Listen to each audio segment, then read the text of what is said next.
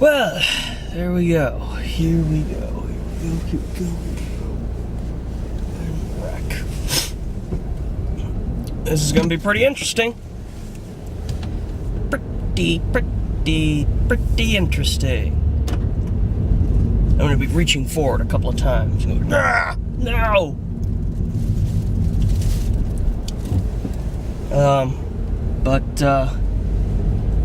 Actually, I had to go to Best Buy last night for little tiny cable connectors to connect two cables, and didn't occur to me until later. Shit.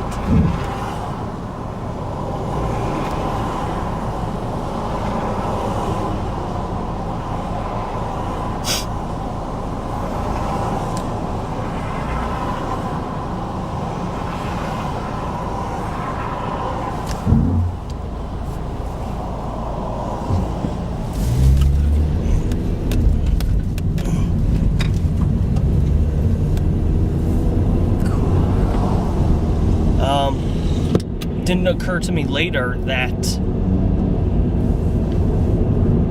probably what would be really handy for the digital SLR in the car would be those like sandbag cushiony GPS mounts. I think that would be pretty cool, nifty little gadget to have. So that was on my mind, and I've been thinking about it since last night, trying to figure out exactly how to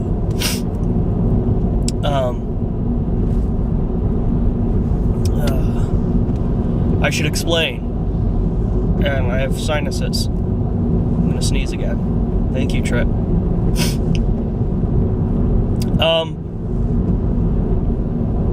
Okay, I have the new camera. It is the Canon, and I kind of explained this a lot in the description of my second video from yesterday, which I'll talk about in a second, or a minute, probably a minute.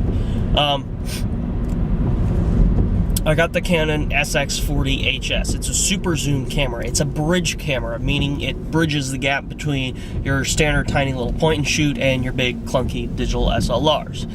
It does shoot in full 1080p HD video, which is why I want it in the first place. Because other than my work cameras, I didn't have any way to shoot HD, so I felt that was not good. Pardon my coats. So the question really was, do I go cheap? This was only $400, or do I get something a little bit more expensive and break the bank, but be able to do whatever the hell I wanted to do? That was the T3i. Rob, check that camera out. It's actually, I mean, if you're going to be spending the money and you're doing it for video production, get the T3i. Eventually, Canon's got to figure out, there's an issue. Yes, Rob, you're right. There is an issue on recording time. And I did see a video about it, and then I just am learning about it as I'm shooting video with the camera. And when you're shooting in full, last night's video wasn't shot in full 1080p, and I was just dumb. I like shooting in 720p. I don't see any reason to shoot in full high-res def for YouTube. That just seems silly. If you're shooting in full HD, there's two things, and I don't know what the limit is yet, but I'll eventually figure it out. One, you're limited by your card, and I'm not sure. You're either limited by your card or 4 gigabytes.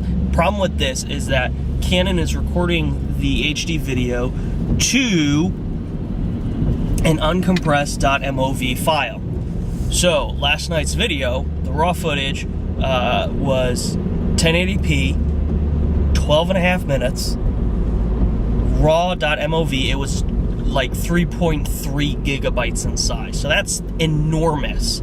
They're not compressing the video at all, and that is a problem. But it's also not something. It's also something that probably can be fixed with a firmware update. I would assume. Practicality, though, almost. So it's either a 4 gigabyte clip limit or your SD card size limit. I'm not sure which. I'm going to play around with it and find out. Because what I discovered is when I put this into movie mode and I switch between the sizes, you have the 1080p, 720p, or 640, or 480p, I guess. It has a timer on the side that says how much you can record for. So when I just did this morning on a blank card, I saw that 1080p was at 24 minutes. I could record 24 minutes of 1080p, 33 minutes of 720p, which is what I'm recording in now, or like an hour and change of 640 or 480p. So that kind of conflicts, I think, unless those times correspond with like the 4 gigs. And they kind of do, I suppose, because I was 3.3 gigs. I don't know if 7, 8 extra minutes, 10 extra minutes would have, that wouldn't have equaled. Maybe. Could have. So it's one of those two things. Just know that if you're shooting, there's two practicality elements. The first practicality element is that if you're shooting in 720p, which I feel is the better standard for YouTube, which I understand might not be ideal for video production, Rob, but for YouTube in general video purposes, you get a lot more use out of that recording space. Probably upwards of 20 to 30 minutes, depending on your card and depending on the limit.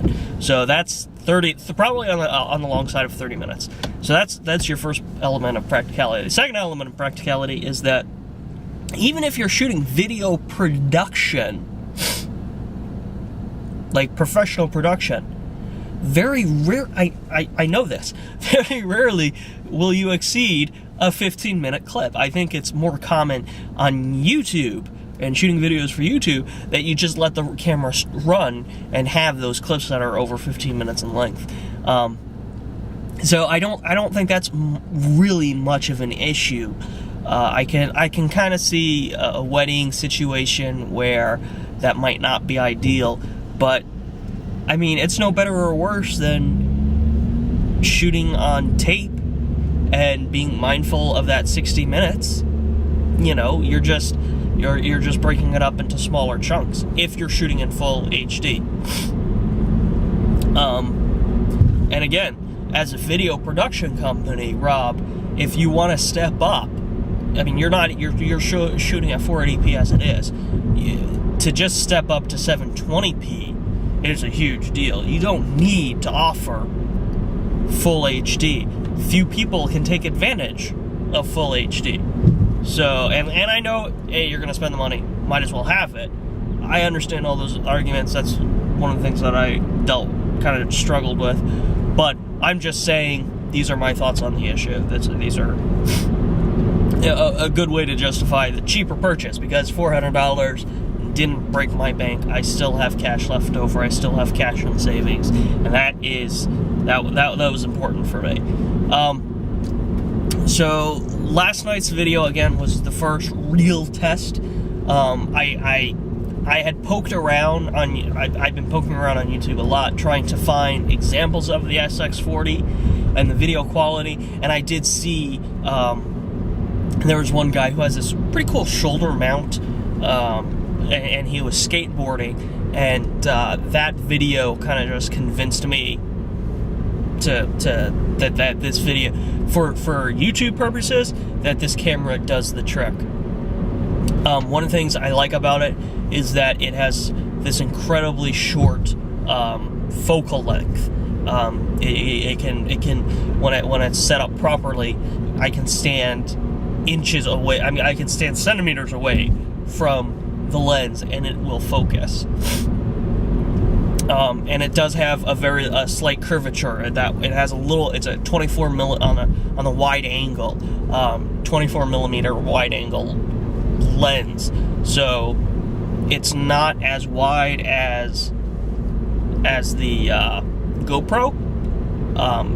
So it doesn't quite create that fisheye effect, but if you saw this video next to an iPhone, next to a one of Canon's standard cameras, you would still notice that it's getting a lot more of the image of the scene than your standard lenses. So that's something I really, really do appreciate. And again, it doesn't have an audio in jack. We all know this by now.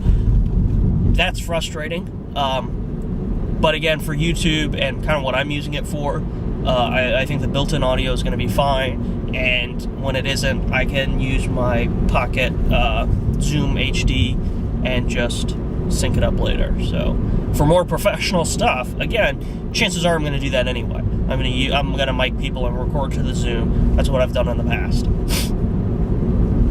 So ultimately, though, what I'm kind of doing is just test running it. I'm putting it through its paces and seeing if it does the trick.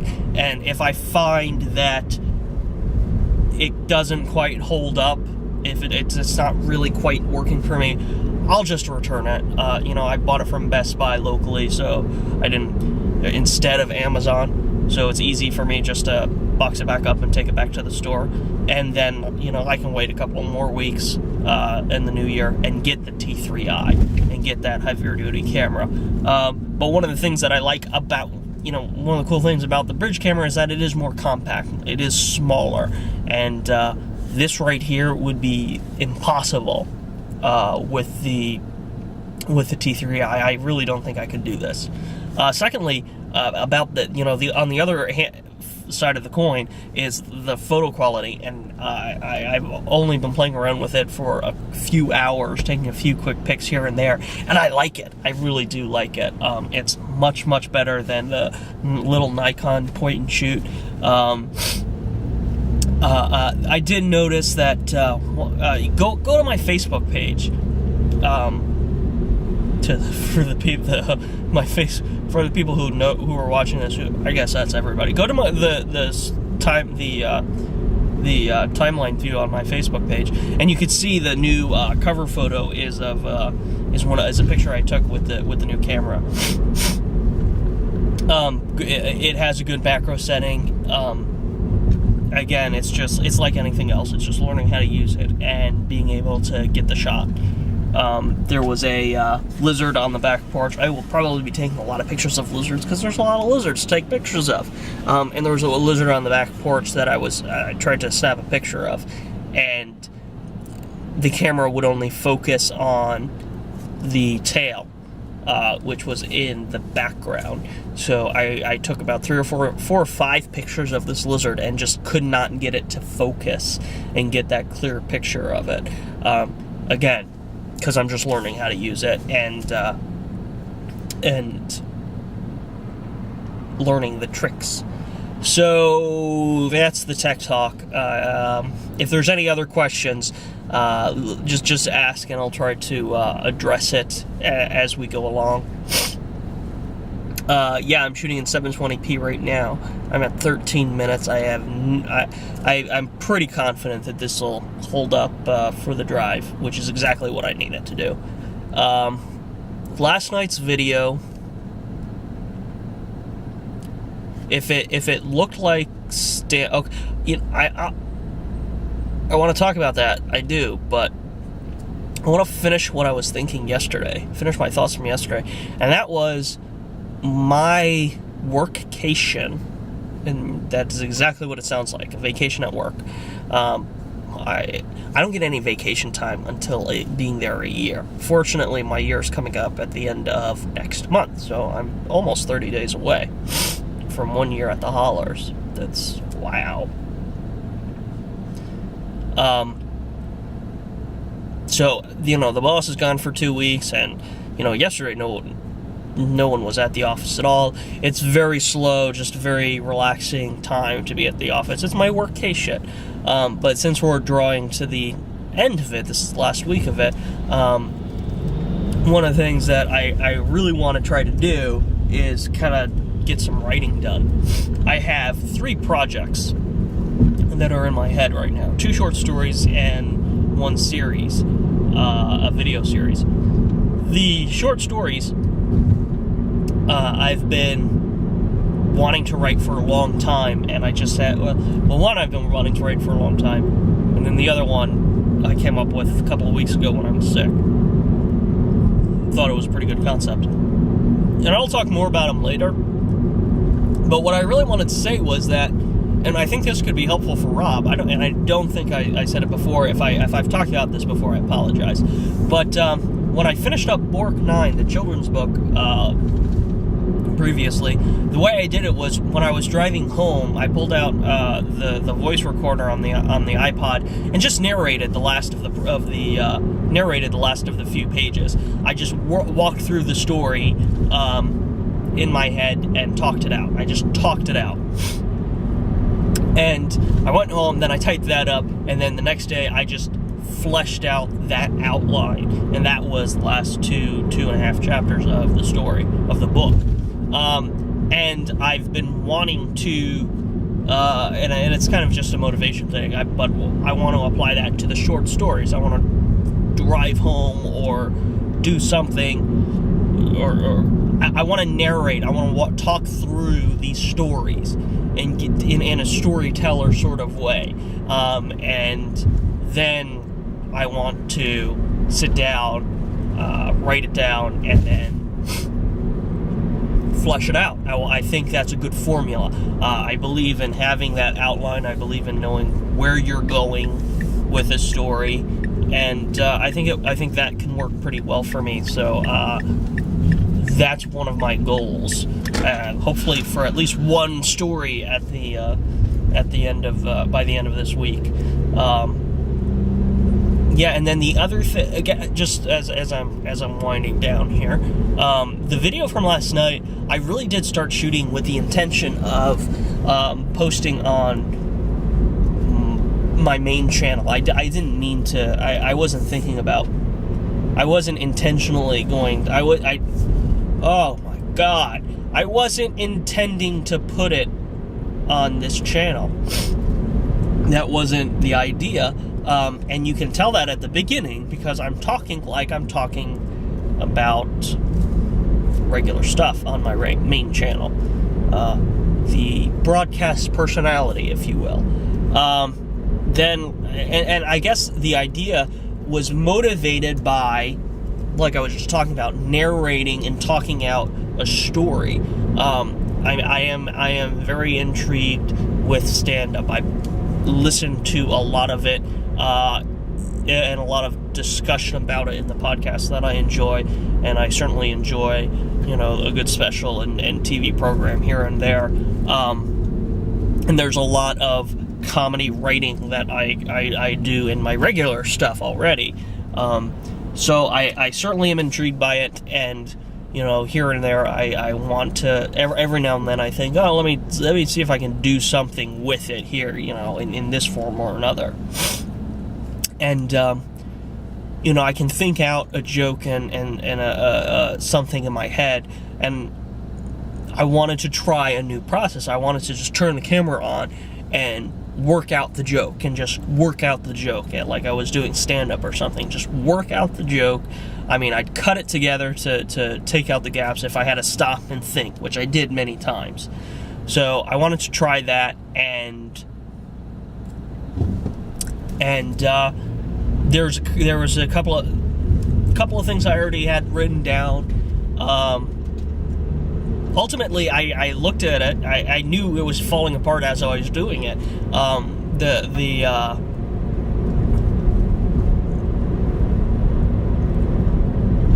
Roadkill, the drunk text from last night joke, I think works. Has a lot of potential. I mean, it's just nowhere near being good yet, or there yet. And I could feel that it was falling apart on me as I was trying to tell it. The puppet monologue was something I had written for Facebook. I think most of you guys probably have already heard it before. So that was a fun little interstitial vignette. And then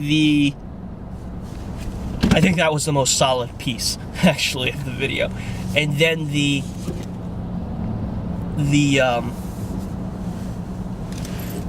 last one, the puncher in the nose, punch in the face, that one was my oldest, probably one of the oldest jokes, but I been using it recently, and it was, I felt it as it was happening. I kept pushing it off.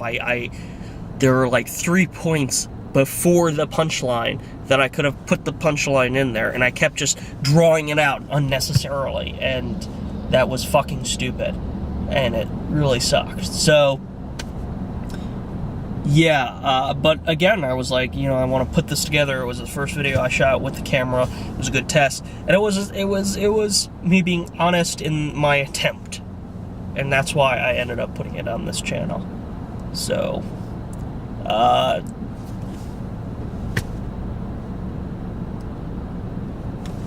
this is how I did this. I put a towel in my dash. I am getting a mount, proper suction mount, so I'll be able to have better focus and a better, see, this is like 2 inches. Not that you want to be this close to me, but this is about 2, maybe 3 inches from my face. That's pretty good. That's pretty good. All right. I have a hard time finding the record, the record button.